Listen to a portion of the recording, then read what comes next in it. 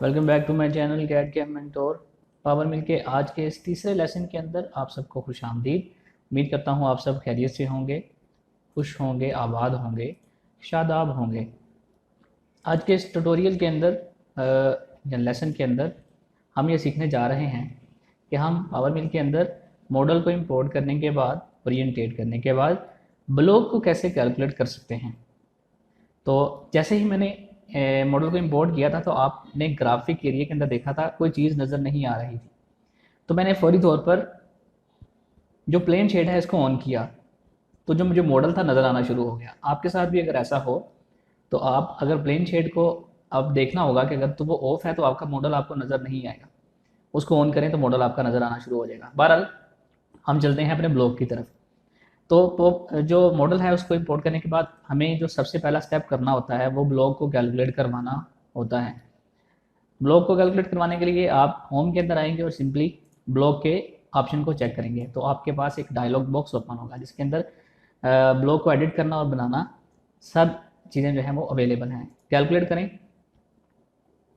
تو اب آپ یہ دیکھیں کہ ہمارا جو بلاک تھا وہ ایک باکس کی شکل کا بنا۔ وہ کیوں بنا؟ چونکہ ہمارا جاب جو تھا وہ بھی باکس کی شکل کا ہی تھا، ٹھیک ہے۔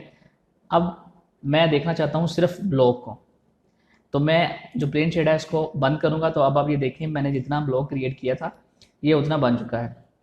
اب بلاک کیلکولیٹ کروانا ضروری کیوں ہے؟ اس کی وجہ یہ ہے کہ پاور مل جو ہے وہ ہمارے ٹول پاتھ کو بلاک کی بیس کے اوپر جنریٹ کرتا ہے۔ اگر ہمارا ٹول پاتھ نہیں جو بلاک نہیں ہوگا تو ہمارا ٹول پاتھ بھی نہیں بن سکے گا، تو ضروری ہے کہ ہمیں بلاک کیلکولیٹ کروانا۔ یہ دراصل پاور مل اس کو ایک را مٹیریل کے طور پر کنسیڈر کرتا ہے بلاک کو۔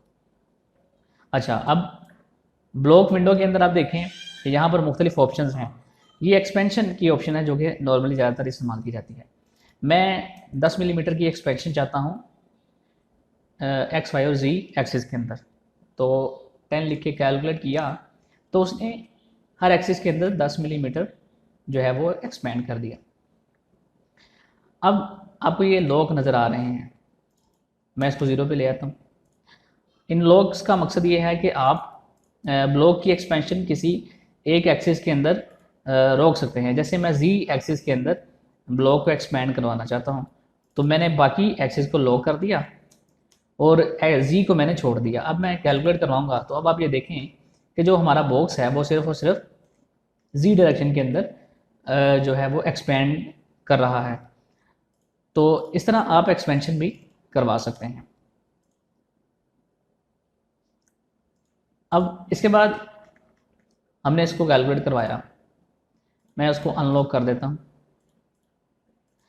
اب میں یہ چاہتا ہوں کہ میرا جو بلاک ہے وہ اس کو میں ایڈٹ کروں، منیمائز کروں، بڑھا سکوں گرافیکلی۔ تو اس کے لیے میں سب سے پہلے تو اپنا جو ماڈل پلین شیڈ ہے اس کو بند کروں گا۔ اس کو بند کرنے کے بعد جو بلاک ایڈیٹر ہے اس کے اندر آؤں گا۔ اب میں اس ایج کو ایکسپینڈ کرنا چاہتا ہوں تو اس کو پکڑ کے سمپلی جب آپ اس ایج کے اوپر لے کے آئیں گے تو آپ ہاتھ نظر آئے گا آپ کو۔ اس کو آپ ایسے ایکسپینڈ بھی کر سکتے ہیں ڈریگ کر کے، اسی طرح وائی کے اندر بھی کر سکتے ہیں، اور اگر آپ زی کے اندر کر سکتے ہیں تو اس سیرو کو اوپر کی طرف کھینچ دیں، سمپلی، بہت آسان۔ تو اس طرح آپ جو بلاک ہے اس کو ایکسپینڈ کر سکتے ہیں، کم کر سکتے ہیں، بڑھا سکتے ہیں۔ تو یہ میں نے بلاک جو ہے وہ گرافیکلی پڑھایا۔ اس کی ضرورت کیوں پڑتی ہے یہ آنے والے جو ٹیوٹوریل ہوں گے، لیسن ہوں گے، ہم اس کے اندر اس کو اسٹڈی کریں گے۔ کیلکولیٹ، تو اس طرح آپ باکس کو کیلکولیٹ کروا سکتے ہیں، باکس بلاک کو۔ اگلا جو ہمارے پاس بلاک کی آپشن کے اندر ایک ہمارے پاس موجود ہے وہ ہے باؤنڈری۔ یہ بھی ایک اچھی آپشن ہے۔ باؤنڈری دراصل اس کے اوپر میں آنے والے لیکچر کے اندر ایک کمپلیٹ ٹیوٹوریل بناؤں گا باؤنڈریز کے اوپر، لیکن ابھی کے لیے صرف بلاک کو ہم کیلکولیٹ کریں گے۔ میں نے اس کمپوننٹ کو مطلب اپنے جو ماڈل ہے ماڈل میں سے اس سرفیس کو سلیکٹ کیا، باؤنڈری کے اندر آ کر رائٹ کلک کیا اور کریٹ باؤنڈری یوزر ڈیفائنڈ، اور یہاں سے میں ماڈل کے اوپر کلک کروں گا، ایکسیپٹ کروں گا۔ تو اب یہ دیکھیں میں نے جس ایریا کو سلیکٹ کیا تھا اس کے along اس نے ایک باؤنڈری بنا دی ہے۔ اب اس نے 2 باؤنڈریز بنائی ہیں، میں ایک کو ڈیلیٹ کر دوں گا اور دوسری باؤنڈری کو میں یوز کروں گا بلاک کریٹ کرنے کے لیے۔ تو میں نے بلاک کی آپشن کو چوز کیا اور ڈیفائنڈ بائی کے اندر آ کر میں نے باؤنڈری کے آپشن کو چوز کر کے کیلکولیٹ کیا. تو یہاں سے میں نے بلاک کو جو ہے وہ اس کو آن کیا اور میں پلین شیڈ کو بند کر دیتا ہوں. تو یہ دیکھیے کہ ہمارے اسی ایریا میں بلاک کریٹ ہوا جو کہ باؤنڈری کے اندر تھا. ٹھیک ہے, اگر آپ باؤنڈری کے اندر بلاک کو کریٹ کرنا چاہتے ہیں تو آپ یہ آپشن یوز کریں. یہ بھی ہماری آپشن آگے جا کے بہت استعمال ہوگی. تو بہرحال یہ استعمال کیسے کرنی ہے میں نے آپ کو ابھی وہ بتایا ہے. اس کے بعد جو ہمارے پاس ہے سلنڈر. اگر ہمارے پاس سلنڈریکل جاب آ جائے تو اس کے اوپر ہم چاہتے ہیں کہ ہمارا جو را مٹیریل ہے وہ باکس کی شیپ کا نہیں, وہ بھی راؤنڈ شیپ کا ہے. تو تب ہم کیا کریں, میں اس کو بند کر دیتا ہوں اور اس کو میں ایک ماڈل کو امپورٹ کرتا ہوں جو کہ میرے پاس میں نے بنایا ہے راؤنڈ. یہ راؤنڈ شیپ کا میرے پاس ایک جاب ہے. تو اس کا میں نے بلاک بنانا ہے.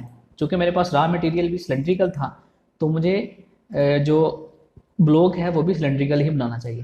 تو یہ میں نے کیلکولیٹ کیا تو یہ میرا جو اب بنا ہے بلاک وہ بھی سلنڈریکل ہی بنا ہے.